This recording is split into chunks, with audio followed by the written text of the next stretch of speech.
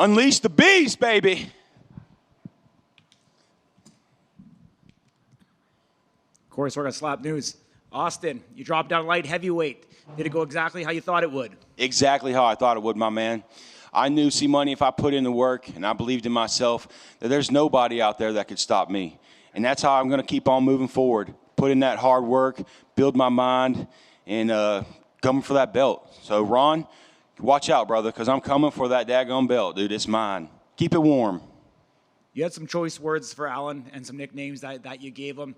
Actually seeing him taking his strike and giving it to him, do you give him any additional props?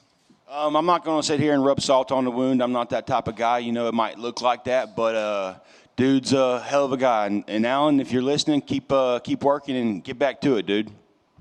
Yeah, so obviously Wolverine dropped down as well. Do you think you are ready and in line for a title shot now? More than ready, man. I've been ready since I got here in the beginning, you know. I knew that once I got a shot, I'd put whatever I needed to put into it to be the best that I can.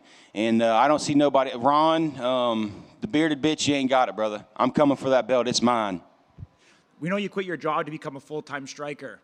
Obviously that has paid off for you here tonight. Do you feel like that you are in line for that title shot? I know you just said that you want Ron, but skillfully, you think you're ready to take that on? 100%. I'm evolving as well. I'm constantly growing. So what I just put on that stage right there, my next performance is going to be even better. I'm going to get back to the house, get back to the dirty South, play around in the swamp, throw around some lizards, and come back stronger, bigger, better, nastier, meaner, and uglier than I ever was. So, I mean, they're going to have to send Ron somewhere and put him in a laboratory somewhere and work on him because what he got ain't enough for me. Awesome. Thank you. Yes, sir. Thank you. Is that your best slap? So far. Better to come, though. Better to come. I just have to say, you have the most energy I've ever seen in a person. Are you like this always, or is this just a fight week kind of mood? That's just me. I love competing. I come from Florida. I live in the Sunshine State. So that sun's beating down me every single day. So I'm just full of energy. So you're screaming like that going down the grocery aisles too? Where's the milk? Where's the cheese? Give me some bread. Thank you. Over here. Congratulations on the win. So you're mentioning how much work that you put in order to get this victory, and a great victory at that. Can you just describe for educational purposes for the people at home what type of work and what type of training you put into this camp to get this win? Yeah, big time shout out to Jazzercise, man. I've been chewing on that thing like it was bubble gum, and I'm in 5th grade. Another big time shout out to Iron Neck. There's 2 tools that you can get on there that'll strengthen up your noodle neck if you got one. But I've been drinking whole milk and eating cow my whole life, so I've always been a big boy, strong and sturdy. So better start now. Before it's too late. Gotcha. And how I describe to people and how I talk to people, the same formula and the same technique involves like pole vaulting, like throwing the big ball, like getting that technique down. Would you describe that? Would that be a fair assessment as far as the technical aspect is concerned? I'd say very fair. One of the things that when I first got back after my first match, was I was striking and thinking about what muscles were being activated as I was striking. So I wasn't looking for any power or anything. I was just looking at what my body was doing as I was throwing a strike. And I believe in shot put or discus. Maybe those things are come a lot from your lateral muscle throwing and that whip and following through with it.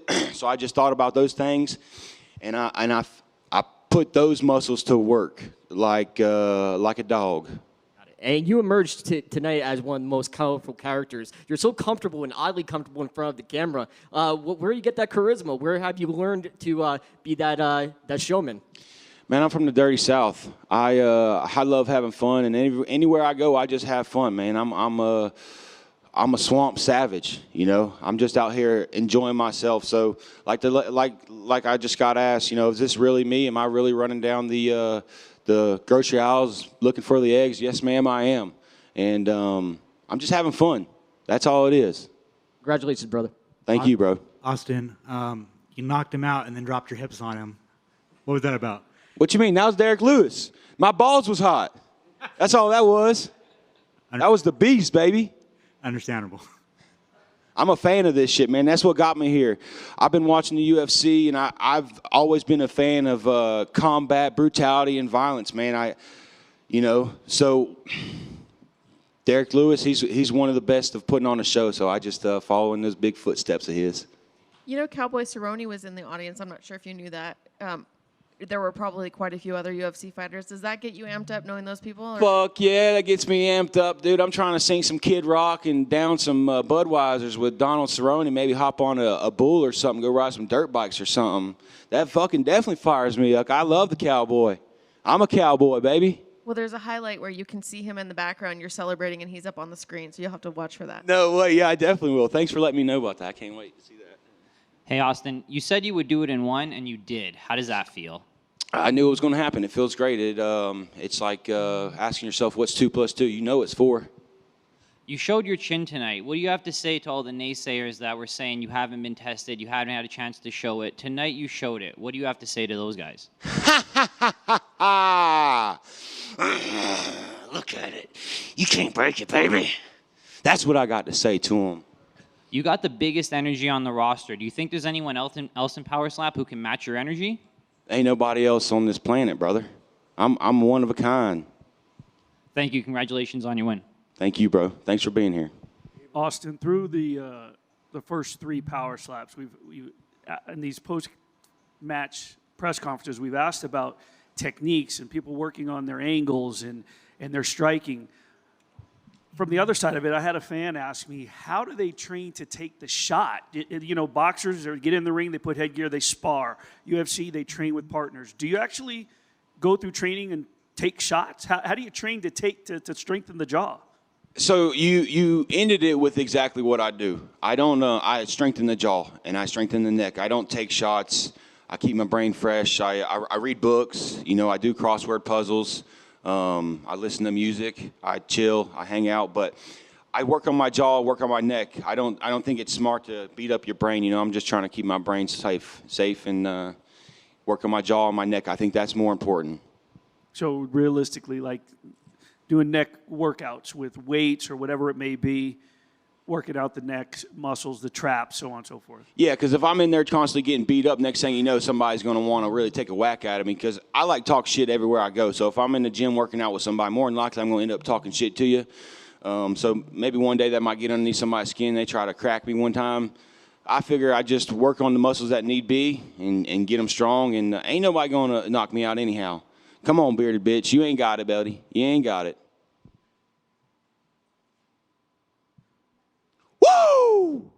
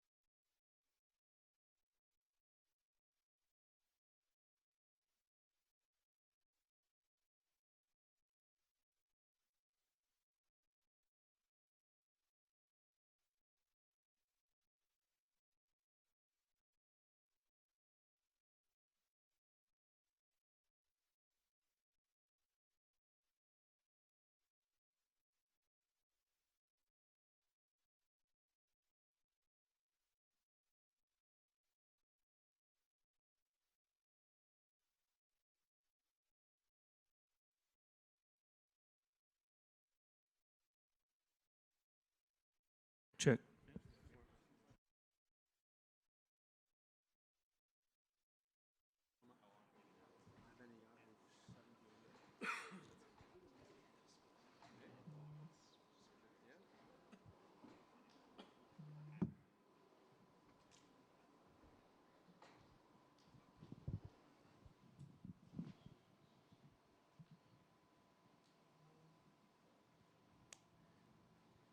The Crazy Hawaiian. Welcome to Power Slap. Was it everything that you hoped your first appearance would be?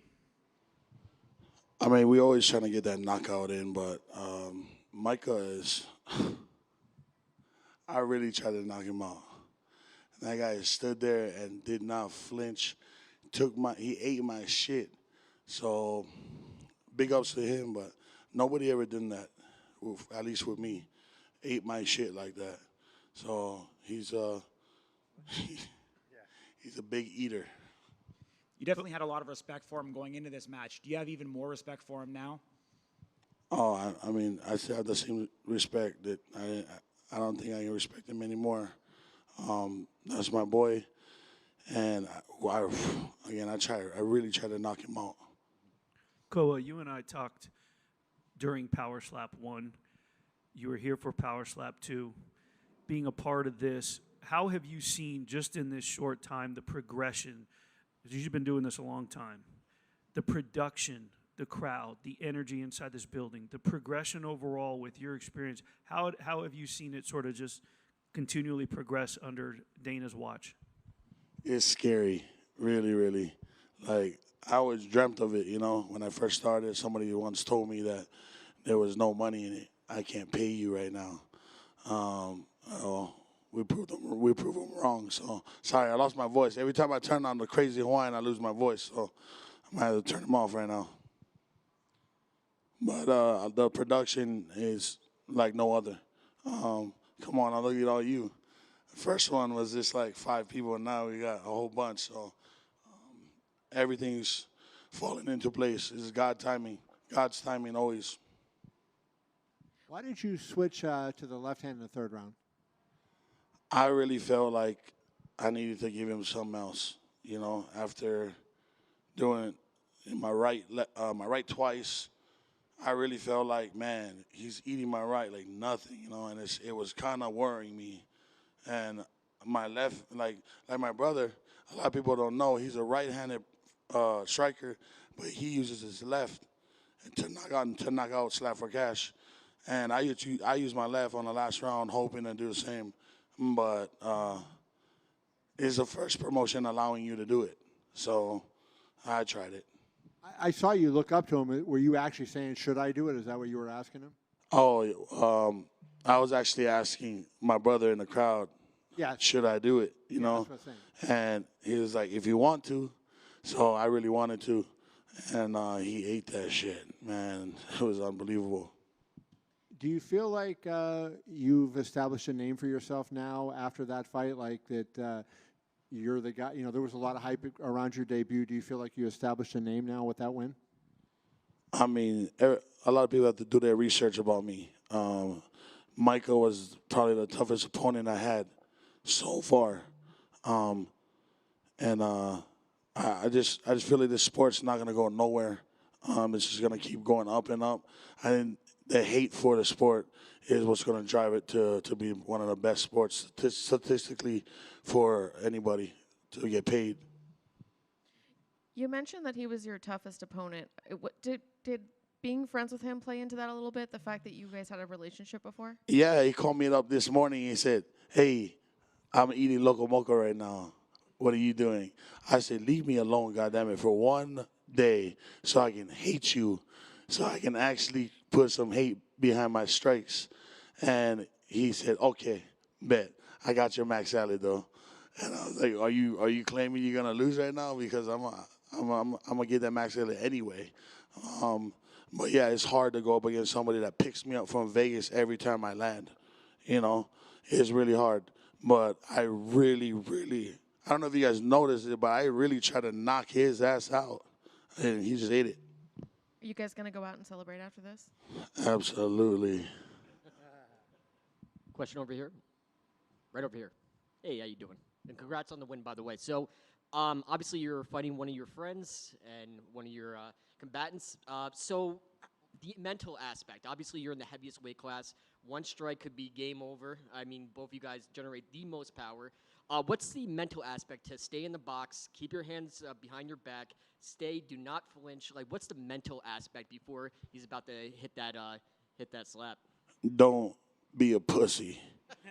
Straight the fuck up. Don't be a pussy. If you want to do this sport and you think you're going to flinch because, I mean, close your eyes. I don't know. Just take that shit. Eat that shit. If you don't, then you might not be a champion or, do some neck workouts or some shit. I don't know. Thank you very much. I mean, aloha. I know you guys wanted to, put on the show for the fans, but I think they still loved it. Were you good? Did you feel good at the end of your performance that you were able to go these hard rounds? I mean, I was disappointed initially, we need maybe like 2 or 3 more rounds. I think one of us would have had, night, sleep. So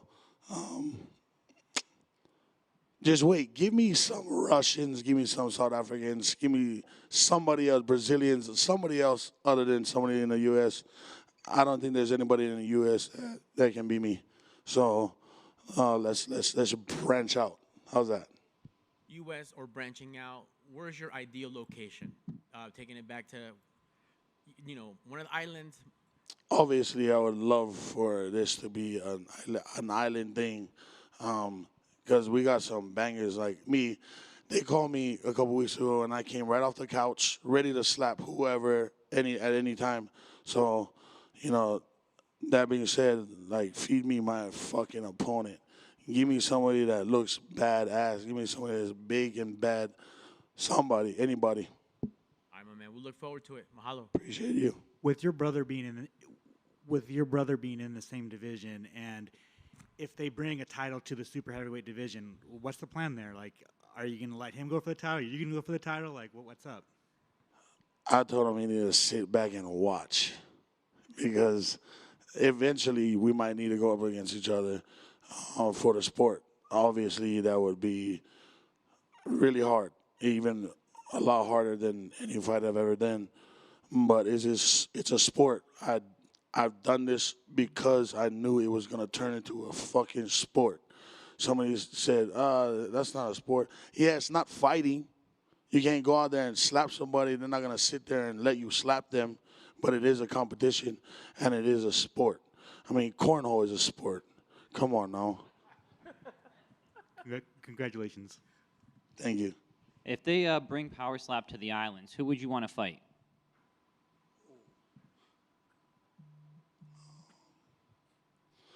Honestly, I would have to try and see like what kind of MMA legend or boxing legend, but I'll take on whoever, anybody. Maybe, I mean, who's fat and big in Hawaii? I don't know. That guy from Lost, There's always big island energy in the crowd for these Power Slap events. Is there anything you want to say to the people watching back home? I'm sorry they only give me a few tickets, but I was trying to get the Hawaiians to come up in the parking lot and storm this bitch like the Capitol. Thank you. Congrats on your win. Thank you.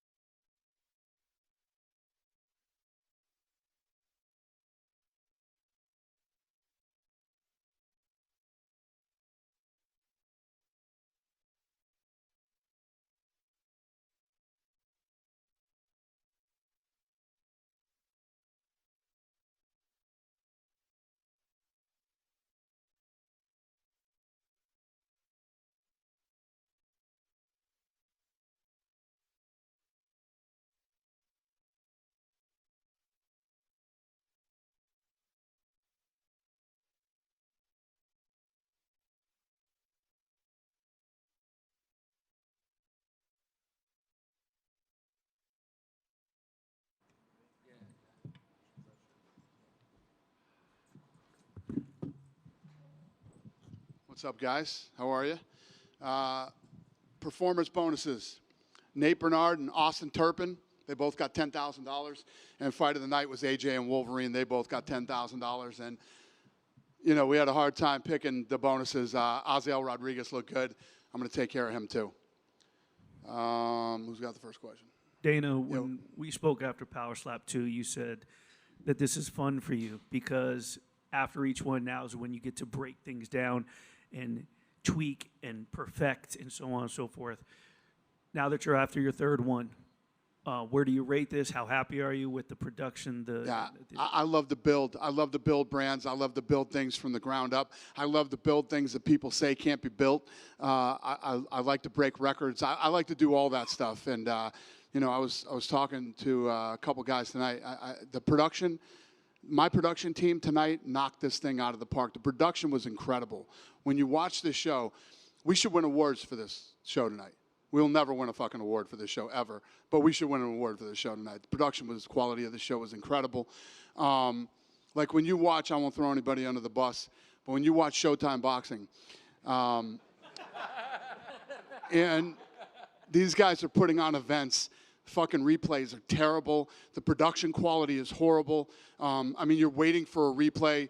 Replays never come. As soon as the slap is over, my team has 3 different fucking replays from 3 different angles.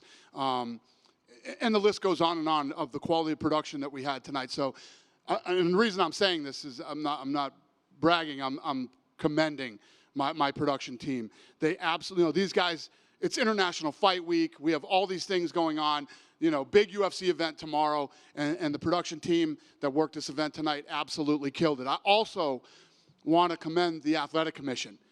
They are so on their game with this thing, fouls and, you know, everything's right. They're using the instant replay the way you're supposed to use instant replay. When you think about how instant replay should be used in sports, just Nevada State Athletic Commission, congratulations, amazing job on such a, you know, this is our third live event in Vegas, and they killed it. So I don't know if I answered your questions, but I hope I did. Yeah. I've got a couple for you. You know, this is the third event you've put on, and even for me as a spectator, I noticed in the main event sort of different tactics, different skills that they're trying to use, and it's like you're seeing the sport evolve in real time. I'm curious if you, watching it, feel the same way. 100%, yeah. You know, part of you know, the scrutiny that we've had over the last 6 months, you know, it's awesome. I mean, you have to have this I have to have this kind of stuff. I love this shit.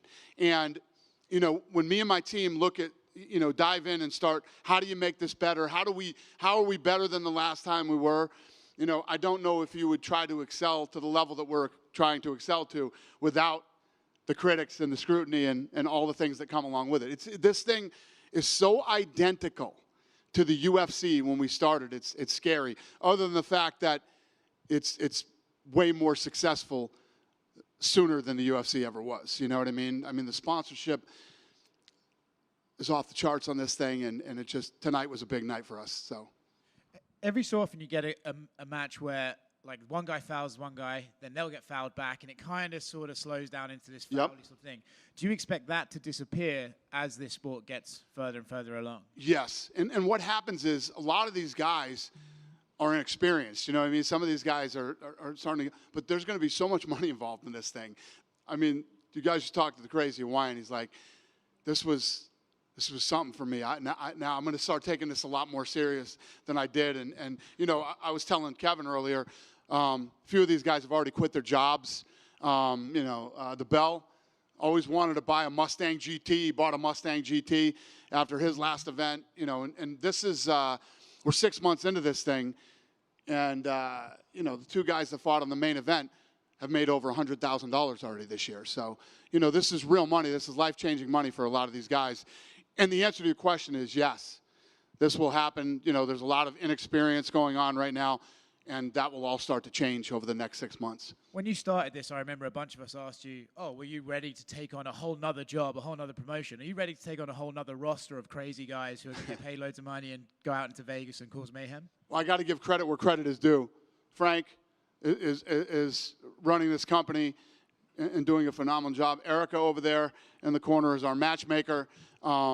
and a lot of other people that are helping working on this. This isn't me doing everything myself.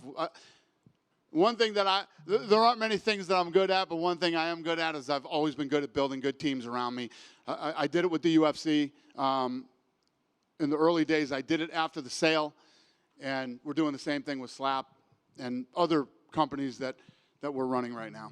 Two more quick ones from me. This might sound like a silly question, but it was something that occurred to me watching the main event.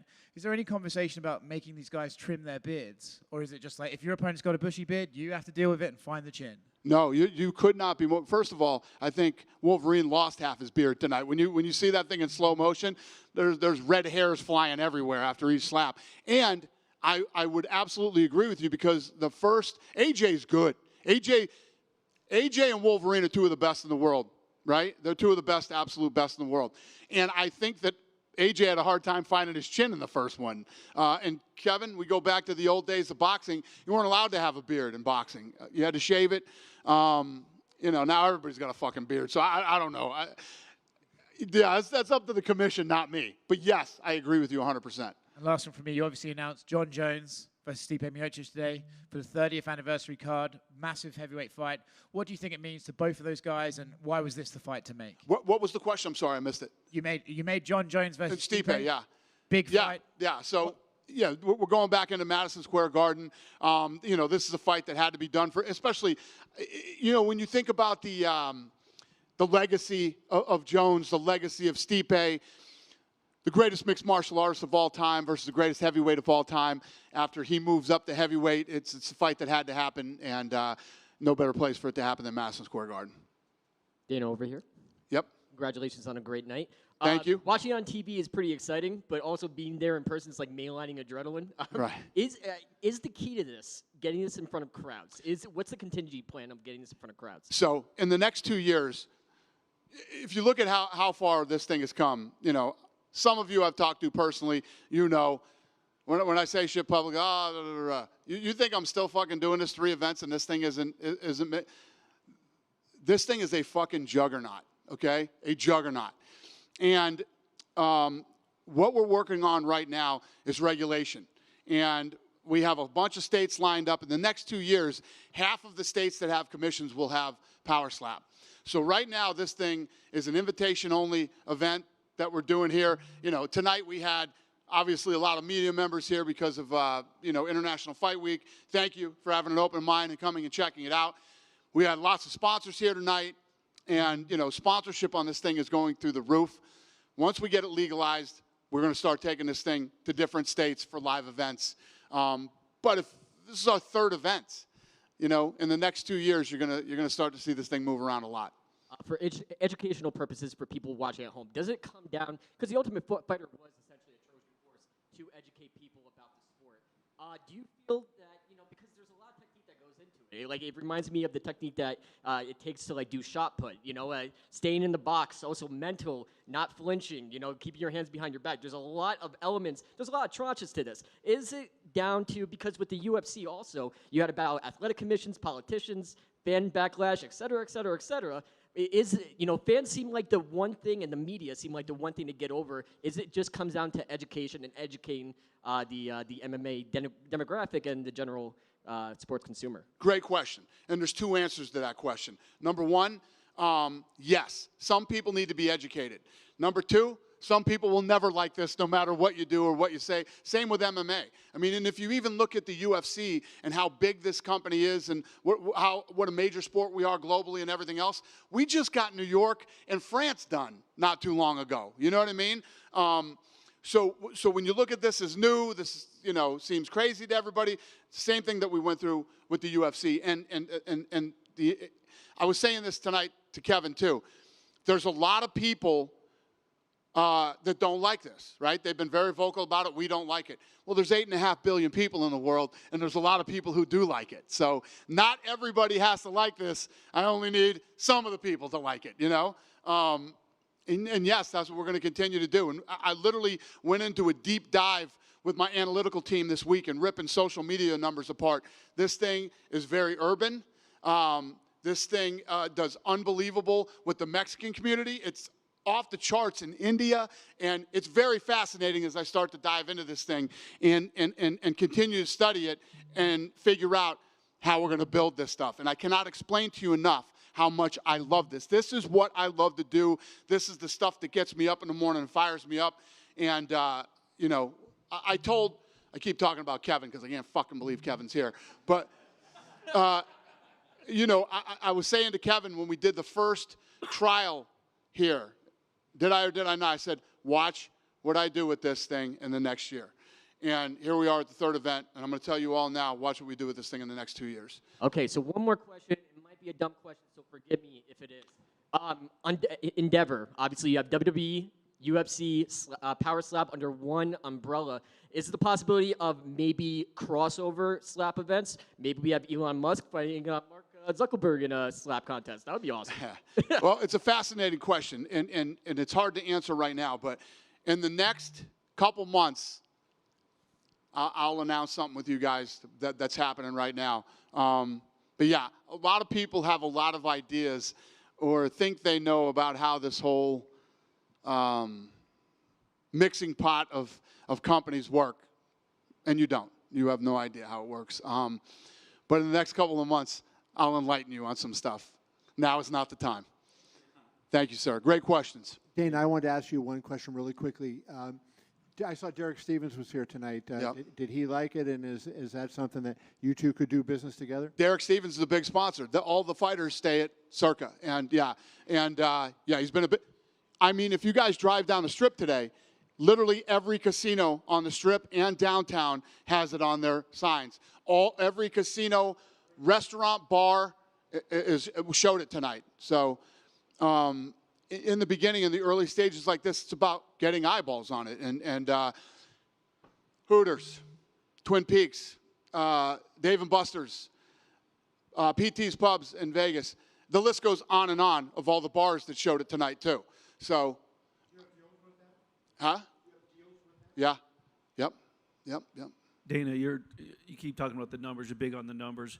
The coin toss, that came out well in advance this time around as opposed to 1 and 2. How much did that play into like the betting numbers? And so did that have something to do with it? And what's the return then, the feedback you're getting from the betting numbers? Yeah, it's all about the betting. That's why we do it early, because that obviously affects the way people will bet on the sport.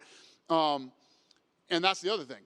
Another great question. If you look at every major casino had betting, all the offshore DraftKings had betting on it. I mean, what's the Noke boys?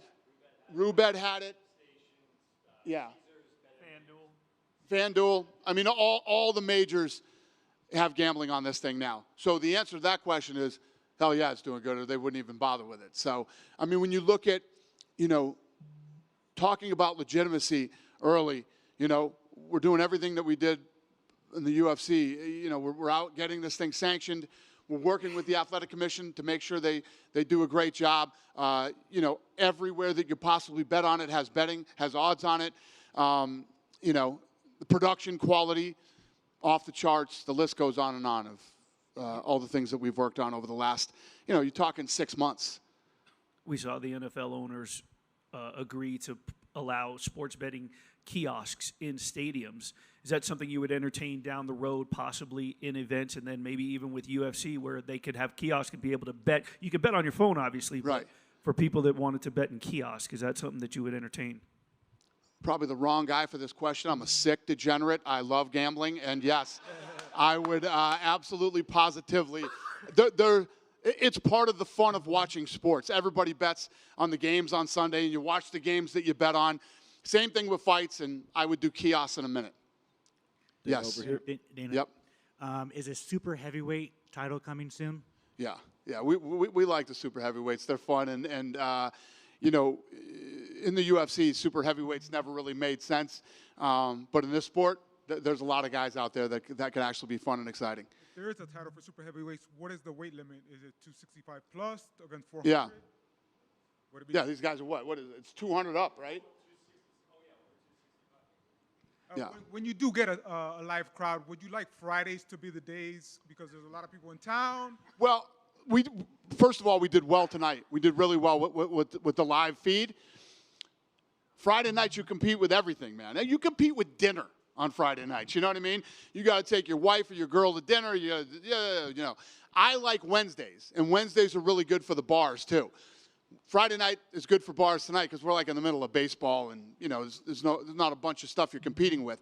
But once you get into football season, you got college football, you got the NFL.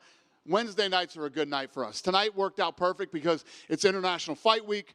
All the stuff that's going on this week between the media that's in town, the fans that are in town, sponsors that are in town, it worked for this Friday. And tonight we pulled the most consistent, longest concurrent viewers that we did. We held the peak at like an hour and a half tonight. So it's just fucking.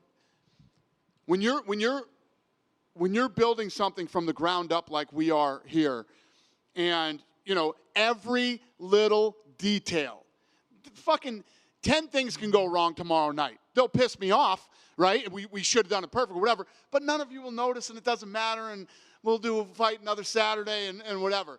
10 things go wrong when you're building something like this. It's a disaster.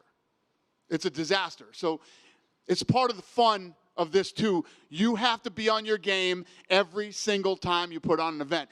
Everything has to align, and you have to do everything perfectly. And there's a ton of pressure that comes with that, and I love it.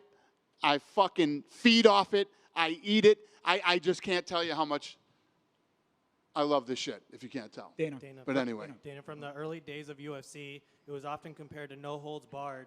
And when you think about the times of the struggle and everything, and considering the lessons that you learned along the way from where the UFC began to where it is now, what are some of those lessons that you're trying to apply to Slap and trying to take it to extents that it hasn't made before? Well, like I said before, early on, you know, we're focused on the things that matter. Good matchmaking so you get good fights, building talent, and then obviously live and television production. If you don't screw those things up, you're in good shape. Dana, yeah, you're definitely adding fuel to the fire. We're seeing events more frequently. They announced Power Slap number 4 coming up on August 9th on Wednesday. Did you think it would happen this fast? And are you excited that, you know, with everything that you have going on? Yeah, we're getting to a point now where, you know, we're actually starting to talk about, you know, we got our legs under us now. We're getting this thing dialed in. Maybe we start doing more events. And so we're figuring out. But we got season 2 coming up of the reality show, which is going to be heavy international talent. And, the answer is yes. Any update on the video game? What? Any update on the Slap video game? Yeah, no, it's funny you asked that. I did get some information on that today. We're close to getting it done and getting it out. Yeah. Awesome. One last one. Obviously, in regards to medicals, I know there was some stuff with UFC and you know, saving some of the lives of these fighters. Right. With the Slap fighters going through the same medicals as UFC, do you think it gives credibility to the actual sport itself or the medicals that you're doing since they're the same? Not now. No, nobody gives a shit. But as we continue to do this, like the UFC, you know, all the bad stuff that was said about the UFC early on, and I even hate saying this and talking about it or whatever, but here we are 23 years later with an incredible safety record in the UFC. So right now, you know, you're going to get these doctors that want attention and these guys that come out and want you to fucking talk about them and put their names on your stories and all that bullshit. Those guys are all fucking flying around right now. In a few years, then it will mean something. Dana, over just here. To follow up on that right here. Oh. Josiah Harrell got removed from the card today against Jack Della Mena because they found an abnormality with his brain scan. He's 7-0, and he's never had an MRI, he said, in his life. Like, how crazy is that, you know, on these regional circuits, you know, people aren't getting checked out like that, and just how scary is that he came into this week with a condition like that? So if you took the 23 years that we've been doing this and you found, and you saw how many people we found with problems that probably shouldn't have been fighting, even kids that we found that wanted to get into the Ultimate Fighter, you know?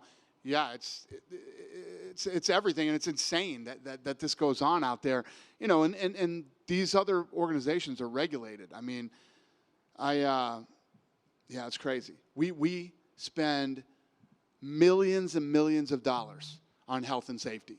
It is the most important thing that we focus on and that we care about as far as putting on fights. And like he was just asking, these guys go through the same exact medical testing as UFC fighters do. Is there anything that can be done in the sport as a whole? You know, a message maybe you can send to these lower level promotions on how to maybe better protect, or is it just a money thing that They can't they afford don't it. have it? They can't afford it. It's like even Logan Paul and I have had this conversation. Logan Paul was doing the slap thing before me. And he said to me, you know, a few weeks ago, he's like, brother, you killed it. You took it to, I said, well, listen, you weren't wrong. You were right. It's just, you couldn't pull this off. It would be impossible for some of these guys that are lower level promoters to do the level of testing that needs to be done to make sure that everybody is safe. But knock on wood, again, you know, a lot of bad things have happened in the sport in the last 23 years, even in the smaller shows. You know, at the end of the day, if you're involved in a combat sport, and I consider football a combat sport too, there's a risk. Every time you go out and compete, there's a risk. What we try to do is minimize the risk as much as possible. It was part of the reason we built the PI too. You know what I mean? We got these athletes in there for weeks, sometimes months, evaluating them, making sure they're good, making sure they're training properly, you know, healthy, safe, list goes on and on. You mentioned the production of tonight's event and how proud of it you were. Does this need to stay here in the Apex to maintain that? Or if this goes as far as you want it to be, and maybe you look at arenas, things like that, is it possible to maintain that same thing in bigger venues? 100%. I mean, you look at what we do with the UFC. This show tonight has more cameras than the UFC does. There's like 34 ISOs, so I can give you 34 different shots of one slap. And it's all in slow-mo, and, you know, this thing is probably overproduced, but it's awesome. And yesterday it was announced George St. Pierre is going to be coming back and competing here in the Fight Pass Invitational in a grappling match. Yeah. He said he's talked with you guys, maybe a few different opponents. Do you have an ideal opponent? A lot of people out there want to see him against Khabib Nurmagomedov. Well, yeah, he was talking. I saw something where some fucking wrote a story about I lied to GSP and I probably lied to him. You know about this? No. About Khabib? So this was after they both retired, and he said, Dana called me and asked me if I wanted to fight Khabib, but he didn't have an okay from Khabib saying that he would fight. Well, you got to call somebody first, right? Yes. You got to call somebody first. I don't get them on fucking three-way calling and say, hey, guys, what's happening? Would you like to come out of retirement and fight each other? So George had been retired longer, so the question was, would George even consider, you know what I mean, fighting Khabib? He said yes. So then you talk to the other guy. But yeah, I thought that was a weird, and again, there's a lot lost in translation when George St. Pierre talks too. So maybe I'm wrong, I don't know, but the way that I read it, he was saying he felt like he was kind of lied to or something, or that's the way they wrote the story. Who knows what he really said? But yeah, I thought that was weird today. But what are you asking me? Could Khabib be GSP's opponent for this grappling match? Got it. That would be awesome. I would love to pull that off. That's not in the works right now, but yeah, I would love to pull that off. So I'm getting heavily involved in the grappling world now too, if you haven't noticed. So we'll have a big announcement for all that too. But yeah, I'm going after the grappling world big time. And just one more, Leon Edwards was doing some interviews at UFC X today, and he said he met with you guys, and Colby Covington fight could happen at Madison Square Garden in November, maybe the co-main event for Jones and Miocic. How far along is that? Yeah, that could happen. There's a lot of options. I don't want to talk tonight about potential UFC shit. I mean, we could be here all fucking night talking about that, but yes, that is potential. Hi, Dana. Yeah, hi, Ben. Every week or every event I ask you about the women, but I have a different question about the women. You mentioned all the analytics and stuff you're looking into. Have you found that women are receptive to even watching? Yes, it's crazy. We had first of all, in the deep dive that we did into social media with my analytical team, skews higher in women than I would have ever imagined. Tonight there was a 2-star general here. His wife was here. And one of the things that I noticed when I talk to women is they get it. This doesn't need to be explained to them. You don't have to break it down like you do, you know, UFC or MMA or whatever you want to, any other combat sport you want to talk about. Women get it. We get a lot of things. Sure. No, I don't disagree, but you don't expect women to be, you know, we're going to Vegas and we're going to a power slap event. Yeah, it's awesome. I love that they talk to a few women tonight. So any update on any women on the next card? Frank, they're coming. We're working on it. Thank you. Thank you. Dana over Hey, here. Dana. Yep. I wanted to ask you about Austin Turpin and his performance. What do you make of that? Is that dude a maniac?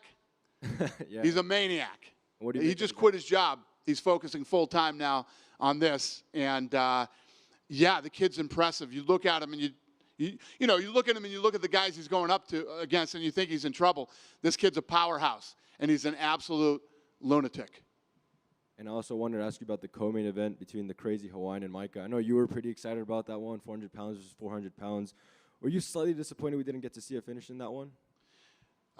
Hey, listen, every fight can't be a finish. I told him that when he just walked out. He's like, I wanted to finish. Every fight isn't a finish, kid. It doesn't work that way. But like I said, he said, I'm going to start taking this serious now, man. This was something tonight. This was a different level. This was more than I expected. And he saw his brother fight. So I think what happens is with a lot of these kids, we treat all, whether you're in the UFC, you're here, you show up, you feel like a professional athlete. You know what I mean? You're treated like a professional athlete. And I think that's what they walk away with after this experience. And we've heard it from a lot of the fighters. They're starting to take this serious now. A lot of guys are quitting their jobs and looking at doing this full time. And back to the light heavyweights. After tonight, would Wolverine versus Turpin be something you're interested in? Is what? Wolverine versus Austin Turpin, something you'd be interested in? Holy shit, this is turning into a UFC press conference now. I don't know, brother. I don't know. I'll get back in the matchmaking room on Tuesday and we'll figure it out. Thank you. That's my patented answer for everything. Hey, Dana, follow up on what was mentioned earlier.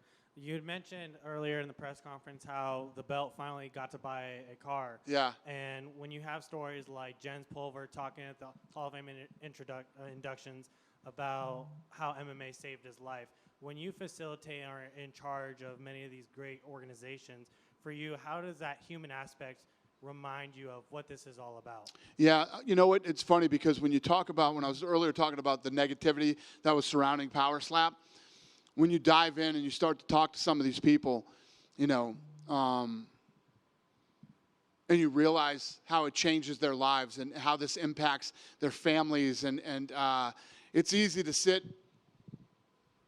on your fucking high stool or wherever you're coming from, or you just don't understand the sport, or maybe you're just not a fan of there's some people out there that don't even think heading should be allowed in soccer and stuff like that. But a lot of these people that are involved in combat sports, boxing, kickboxing, the list goes on and on, right down to slap. You don't understand where they come from and what they've seen and what they've been through, and how something like this could change and impact not only their lives but their families. Yeah, it changes your perspective on it, hopefully. For you, when you go down to the T of the production, the people that you hire in the front office, everyone in sports are very focused on the dollars and trying to make the most money. For you, how important is it to make sure that everyone understands the concept of it's more than a game, it's more than just a fight, and it's about the human aspect? Yeah, I mean, we try to do that. I mean, a lot of what we do here in the UFC and here is try to do some storytelling and let you know who these people are and understand them. But I don't know if it reaches anybody, because at the end of the day, there has to be why. Why are we here tonight? Why are these two guys slapping? For what? What does it mean? What's the goal here? And we talked tonight about rankings. A few of these fights, Erica was telling me tonight, had title implications and things like that. So those are the stories that we try to tell, along with who are they, where do they come from, and why should you care about them. Hey, Dana, over here. Last time at Power Slap 2, you said there was 20,000 applicants looking to come in and slap. Has that number increased, and any UFC fighters showing interest in coming over here and slapping?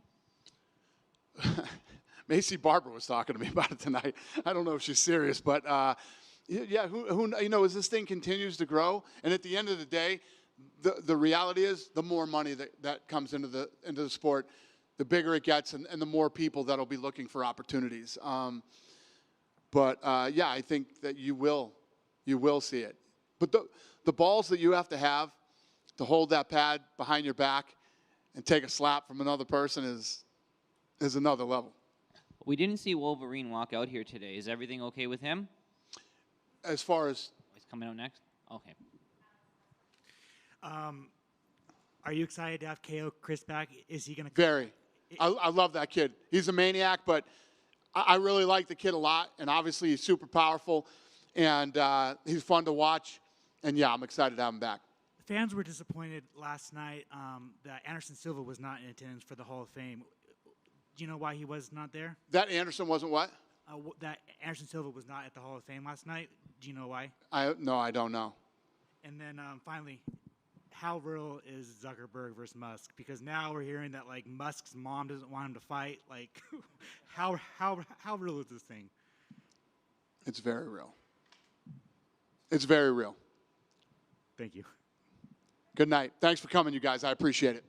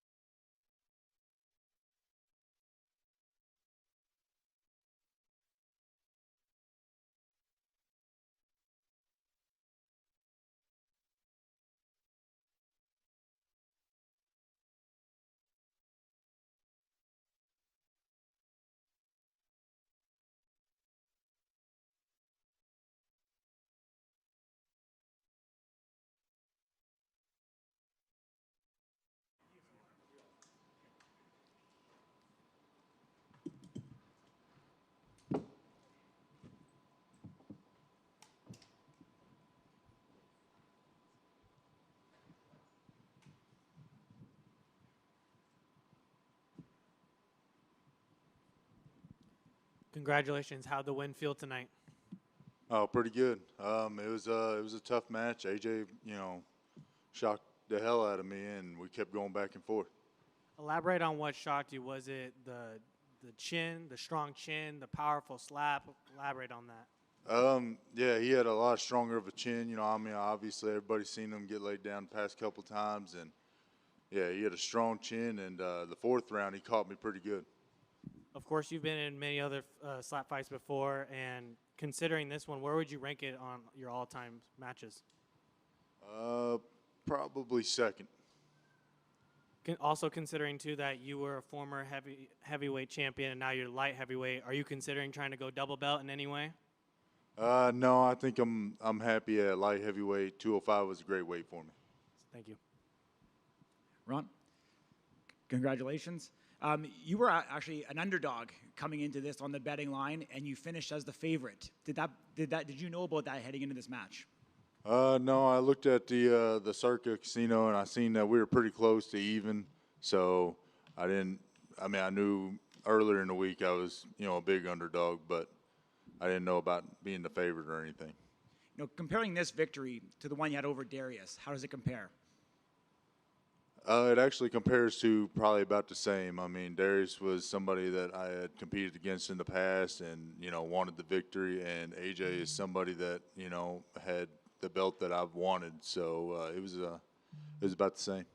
On the road to the title series, you coached AJ. Now going up against him here tonight. What about him surprised you? Honestly, his chin. I did not expect him to stand up and keep going. Like I said, he didn't hardly take no breaks. I didn't take no breaks. We just kept going back and forth. Thank you. During the match, we could see AJ get like a feel for your beard. What did you make of that? I made that, I probably should shave it down a little bit, I guess. But, he was just trying to find the sweet spot. And after tonight, obviously, you became the light heavyweight champ. Austin Turpin also picked up a win. Is that something that interests you as your first offense? No, I think I'm happy at light heavyweight 205 was a great weight for me. Thank you. Thank you. Yeah, that was a hell of a knockout from him. So yeah, that'd be a good defense against him or yeah, anybody. Dana was in here talking about potentially if the commission were to make you guys shave your beards. Would you retire or would you shave your beard? It just depends on how low, I guess. I mean, I don't mind shaving it down to where you can find the chin, but I'd prefer to still have hair on my face. You had to cut weight for this one. Was that a challenge for you at all, or was that no problem for you? It wasn't a challenge until I hit about 210. That last 5 pounds was a challenge for me, but the first 20 pounds they came off pretty easily. Do you think you'd ever go back to heavyweight? No, I mean, I like 205. 205 was a great weight for me. I used to walk around 215 before I had to try to gain for heavyweight, so I'm going to stay here. I know you had a belt before, but how does it feel having a belt again? It feels great. It feels great to have the C by my name again, so yeah, I don't plan on losing that C this time. Is there anyone you feel deserves the challenge next to come up and face you? I know AJ, maybe a rematch or Austin. He had a hell of a knockout, and he puts on a great show. Awesome. Thank you. Congratulations on your win. Thank you, bud. They announced that Power Slap number 4 is coming back August 9th. Did you sustain any damage, or do you think you'll be able to defend it on the next card? I think I'll be able to defend it. I didn't really sustain any damage. I got a knot on the tip of my chin. He hit me pretty good in that 4th round, but I think it'll heal up and I'll be good to go. Thank you. Hey, Ron. I just wanted your overall thoughts on Darius. You guys were basically 1 and 2 in the whole entire world for a long time, but now he's dropped his last 2 fights. Didn't look too good in his last one. Like, what do you think is going on? I mean, I can't speak for him. I mean, he's probably just got personal issues going on, but he is still, I consider him one of the, still one of the top tier guys. So I'm sure he'll be back and he'll be good to go. Do you think it's this new rule set that's getting him? Like, he's not adapting to it correctly? No, I think, like I said, I think he's just got personal stuff going on. I think, like I said, he'll come back and he'll be good to go. Congratulations. Hey, thank you, bud.